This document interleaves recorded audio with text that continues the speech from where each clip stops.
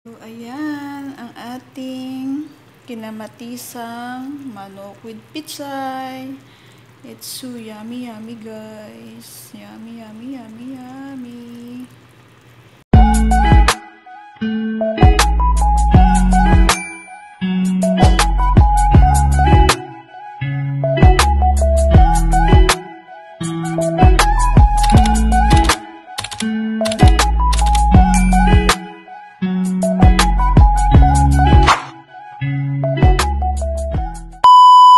Welcome to my vlog. Guys, may gagawin na naman akong bagong recipe, guys. Gagawin ko yung manok na mga pinirito. Gagawin ko dyan, hiniwa-hiwa ko siya ng cube-cube. Tapos, alam mo, lulutuin natin mamaya ay sobrang sarap. Naprito na to siya. So, ang gagawin ko dyan, igigisa ko na lang siya, guys. Manok na pinirito na siya. So, lagyan natin siya mamaya ng mga something kasi sayang naman kung di lulutuin to. Tinanggalan ko siya ng balat para maluto ko siya ng puro laman lang siya, guys. Pero maganda rin yung kung may fresh chicken. Pero wala ako. Ito na lang gagawin ko siya, guys. Sobrang sarap nito.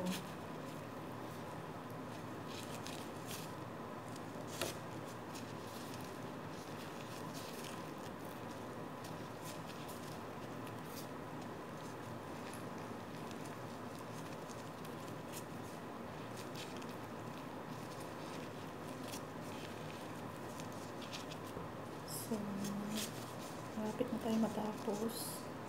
So, ayan na siya. Yan na yung ating manok. Luto na siya. Pinirito na to siya. Kaya ang gagawin ko dyan mamaya, pasasarapin natin ng gusto ang ating manok.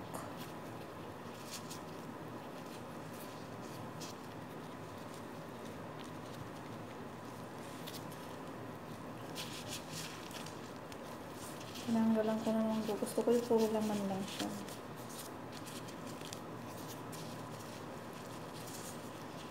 So, ayan. Madami-dami na rin yan. Tanggalin natin. So,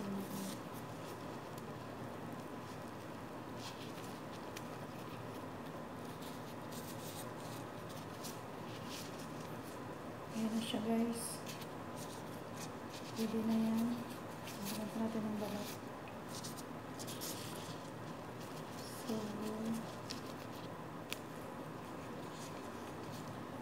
So, mamaya, ayan na yung mga balat. O, diba? Ang daming balat. So, wait lang, guys. Maghihiwa muna tayo ng ating mga sibuyas at kamatis. So, gigigisa natin siya. So, dyan lang muna kayo, guys. Abangan yung ating recipe masarap. Diyan lang muna kayo. Wait lang.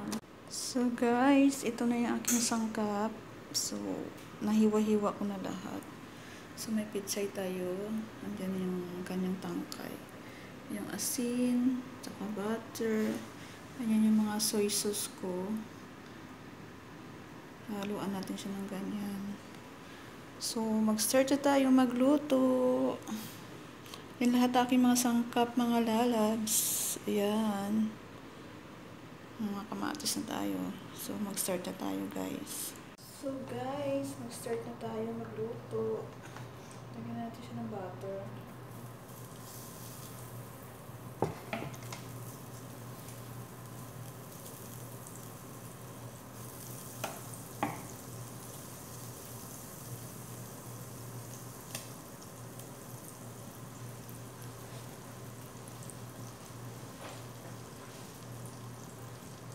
Susunod natin ang ating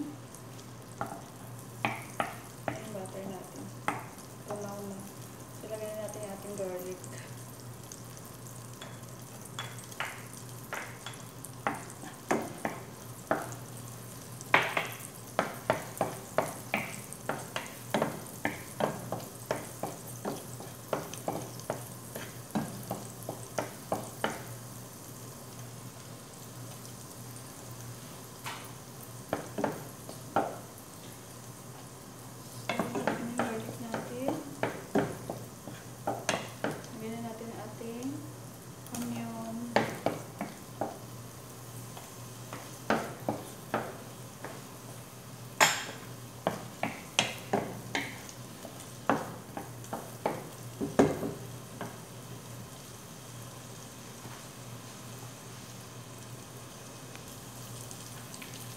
So guys, ito na ating onion. Lagyan na natin ating kamatis.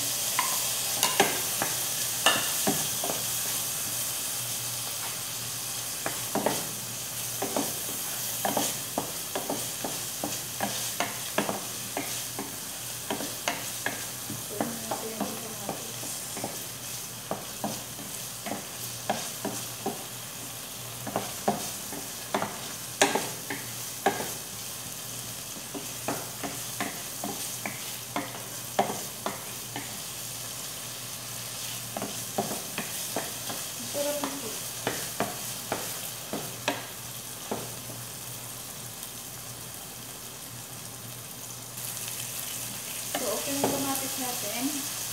Ilagay na natin ang ating chicken.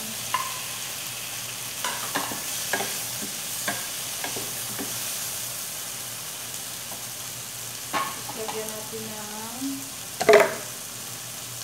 siya ng soy sauce konti.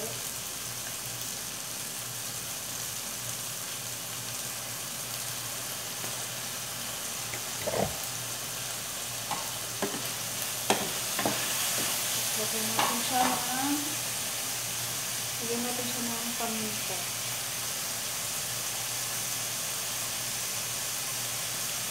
Tapos, konting asin.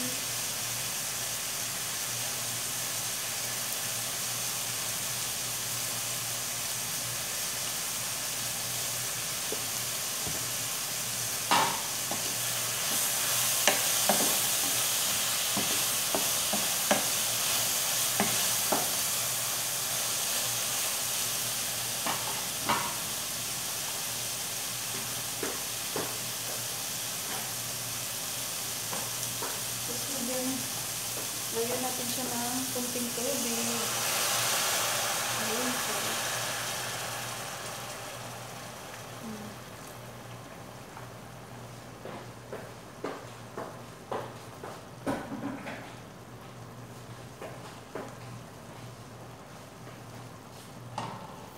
So, papaluin na natin siya ng bahagya. Ang sarap nito.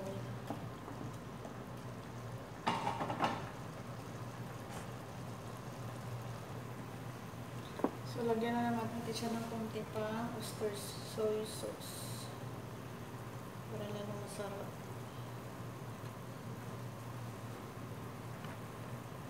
Guys, ayan na yung ating ang ating chicken with kamatis. Kinamati isang manok.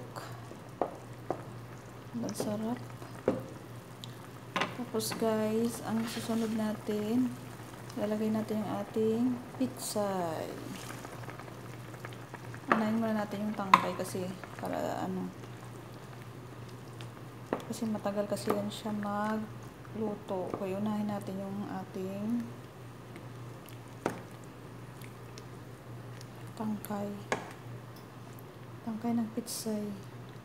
So, lutuin muna natin siya ng bahagya guys. So, takpan muna natin ng bahagya. Mga 2 minutes siya guys. Tingnan na natin kung luto na yung ating pitsay. Luto na siya guys. So, ilalagay natin naman yung kanyang dahon. Ayan. Ayan. Ang sarap-sarap yan. Try nyo guys. May ulam na tayong ganyan. Yung mga tirang-tirang manok kasi ginawa kung ano. Yung mga tira-tirang manok na mga prito. So, ginisa ko siya sa dyan guys. So, takpan natin ulit para maluto yung ating pitsay. Yung dahon ng pitsay. So, takpan muna natin siya guys. Ayan. Mga 2 minutes siya. Guys, tingnan na natin yung ating pitsay kung luto na ba.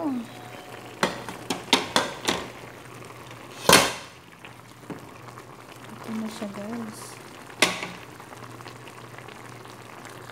Luto ng pitsay natin. So, kakain na tayo.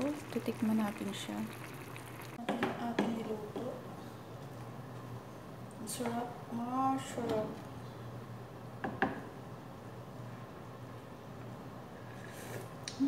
Sarap.